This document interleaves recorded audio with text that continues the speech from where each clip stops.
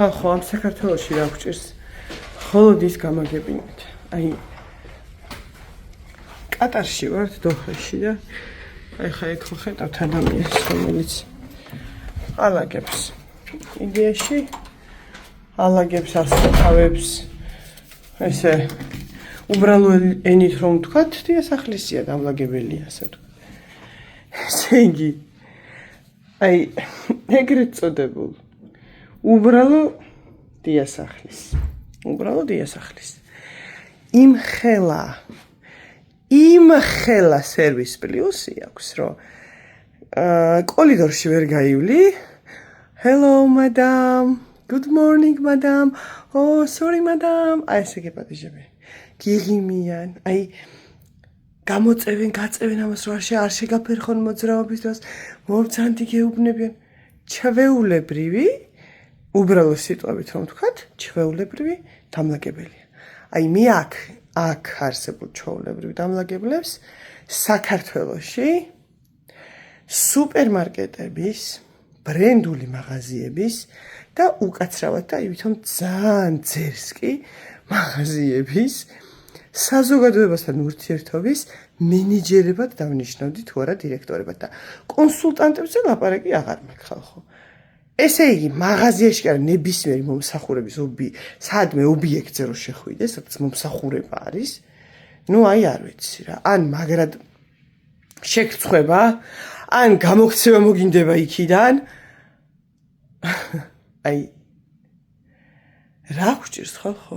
აი მართლა მაინტერესებს, რატომ უნდა დავდიოდე და გული მისკდებოდეს, აი აქ გაურკვეველი ეროვნების წარმომადგენელი ხალხის ყურებისას, რომლებიც ისეთი დონის სერვის პლუსი აქვს და ისეთი დონის, ისეთი ურთიერთობა, ისეთი ღიმილი, იცი, მოდი ესე ვთქვათ რა, ეხლა ვიღაცა იტყვის, რომ კარგად უხდიან და ჩვენც ეგრე გადაგვიხადონ და მაპატიეთ, მაგრამ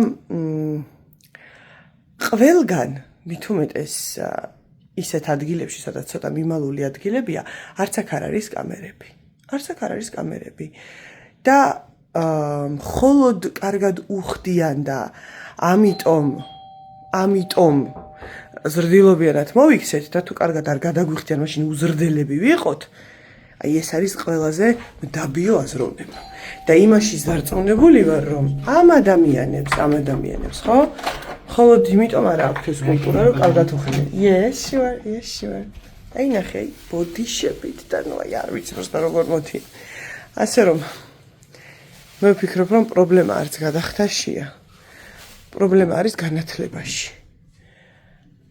იმდენად კარგად ასწავლიან, იმდენად მუშაობენ მათ კულტურაზე, მომსახურებაზე. აი ეს არის სერვის პლუსი ხალხო. სერვის პლუსის უმაღლესი მწვერვალი. ამიტომ მე როგორც ქართველს, აი მართლა მთელი გულით მინდა, რომ აი ესე ბჭყალებში დაბოღმელი არ მივდიოდე საზღვარგარეთის სასტუმროების მომსახურების შემხედვარე, როგორ იქცევა ჩვეულებრივი დამლაგებელი აქ და როგორ იქცევა ბრენდული მაღაზიის კონსულტანტი საქართველოში. ან თუნდაც რაღაც ადმინისტრატორი, თუნდაც მენეჯერი, ნუ ჩვეულებრივი მაღაზიის კონსულტანტებზე ლაპარაკი აღარ მაქვს. ნუ აი არ ვიცი. ეხა 1-2 განსაკუთრებით მახსენდება, ვისთანაც ყოველ დღე მიწევს იმის გამო, რომ ახლო-მახლო ტერიტორიაზეა ეს მაღაზიები. უბრალოდ ჩვეულებრივი სასურსათო ესეთი ქსელური მაღაზიები რაც ძალიან ბევრია. ნუ აი არ ვიცი, პროსტა შესვლა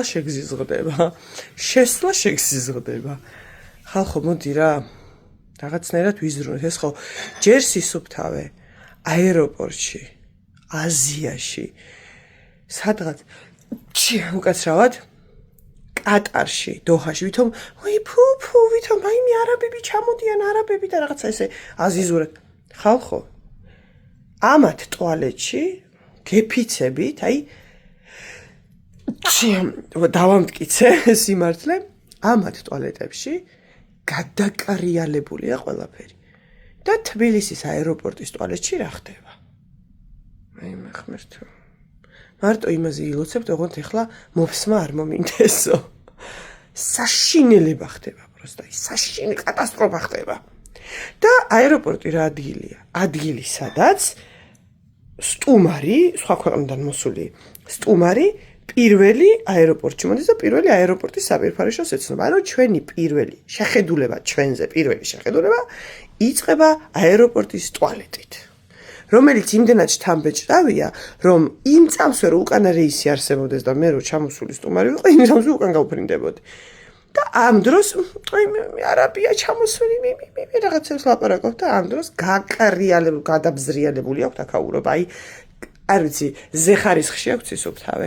აეროპორტის ტუალეტზე მაქვს საუბარი, ხო, პრემიუმ კლასის 5 ვარსკვლავიან სასტუმროში, ოკეი, ვიცით რომ ყველა მეგრე იქნება. რა ვიცი. არ ვიცი. მე ვფიქრობ, რომ ეს ყველაფერი ალბათ პირველ რიგში, მოდი რა სხვებს რო არ მოვთხოვოთ ახლა რაღაც. პირველ რიგში საკუთარ თავზე ვიმუშაოთ, ყველა კონსულტანტი ვარ, გამყიდველი ვარ, დირექტორი ვარ, მენეჯერი ვარ, ვინც არ უნდა ვიყო.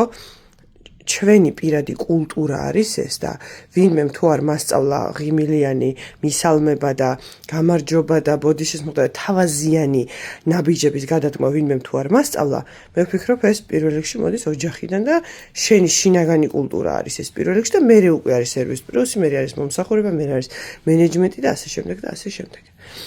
ასე რომ ყველაზე მეტად კიდე იმ ადამიანების კომენტარები მაუცებს ხოლმე, რომ მეთანხმებიან და ზუსტად რო ვიცი, რომ მეთანხმება მხოლოდ სიტყვიერად და საქმით აბსოლუტურად განსხვავებულ საკეთებს. არ ვიცი. მოდი რა საკუთარ თავთან ვიყოთ მართლები და როდის უნდა შევინარჩუნოთ თავაზიანობა, ღიმილი და სიმშვიდე და კულტურა, მაშინ როცა გაბრაზებული ვართ, ხო? სიტყვაზე ვამბობ. და არა მაშინ, როცა ძალიან კარგ ხასიათზე ვარ და ადამიანების უმრავლესობა სამსახურში რომ მიდის, უკვე გაბრაზებულია, სადაც არ უნდა მუშაობდეს, სადაც არ უნდა მუშაობდეს მაღაზიაში, რესტორანში, სასტუმროში, დილით რო იღუძებს, უკვე გაბრაზებულია, რომ როგორ თუ სამსახური აქვს. მეფეები ვარ, დედოფლები ვარ, დავიბადეთ იმისთვის, რომ ვიჯდათ, ვჭამოთ, ვიქეიფოთ, გავსუქდეთ და ყველა ჩვენ გვემსახურებოდეს. ეს რა აზროვნება არ ვიცი, თუმცა ამ აზროვნების ადამიანები ჩვენ დიდი განმე არ ყოფილვართ. ჩვენ ყველაზე დიდი კულტურის მატარებლები ვიყავით ყოველთვის. ბოლო რამდენიმე წელმა სამწუხაროდ ძალიან დიდი უგუნურება მოიტანა ქვეყანაში და ძალიან დიდი უტიფრობა. ასე ვიტყოდი მე. ეს არის ჩემი გულის ტკივილი და მთელი გულით ვისურვებ, რომ ეს ყველაფერი მალე შეიცვალოს. მალე შეიცვალოს და უკეთესი კი არ დავნერგოთ. ის მაინც დავიბრუნოთ, რა კულტურაც გვქონდა და რა ვიცი, ბევრი საუკუნის წინ, როდესაც ჩვენ ქართველები ვარსებობდით ბევრი საუკუნის წინ. ძალიან ბევრი საუკუნის წინ და ეს ქვეყანა, რა ვიცი, რამდენი წლის წინ აღმოცენდა, როცა ესენი საერთოდ გარტყმაში არ იყვნენ არაფრის, ჩვენ უკვე დანარჩენგად მივირთმევდით და რა ვიცი, ჩაიზე მეგობრებს ვეპატიჟებოდით, სასიამოვნო საუბრებზე და ასე შემდეგ, ხო? მოკლედ, არ ვიცი, მე ვფიქრობ, რომ ალბათ დადგება ის დრო, რომ გარკვეული გუნდი, ჯგუფი, თანამოაზრე ადამიანთა გუნდი გავერთიანდებით და რა ვიცი, რაღაცა ორგანიზაციას დავაარსებთ, რომელშიც მართლა ყველაფერი გადაფასებულ, გადახარისხებულ ზეხარისხში იქნება მოცემული. ეს მხოლოდ კულტურას, სერვისს არ შეეხება, ალბათ ყველაფერს, რასაც ქართული სული ქვია. ქართული სული. აქ მოიაზრება ყველაფერი, კულტურაც, ადამიანობაც, ზნეობაც, ტრადიციებიც, სარწმუნოებაც, ერთმანეთის პატივისცემაც, ერთმანეთის აზრის პატივისცემაც და საერთოდ ყველაფერი. ყველაფერს სტუმარ-მასპინძლობაც, სწავლაც, განათლებაც და რა ვიცი, ყველაფერი ალბათ. ასე რომ მე მგონი დროა რაღაცები შევცვალოთ. ისევ ერთად თანამოაზრეებმა და აი ამ უზრდელობის პიკმა რო წაგულეკა და უკულტურობის პიკმა რო წაგულეკა, რა ვიცი, მე ვფიქრობ, რომ მომდევნო თაობა კიდე უფრო უარეს მდგომარეობაში აღმოჩნდება, თუ ჩვენ ეს შუალედური თაობა რაღაცეებს არ შევცვლით.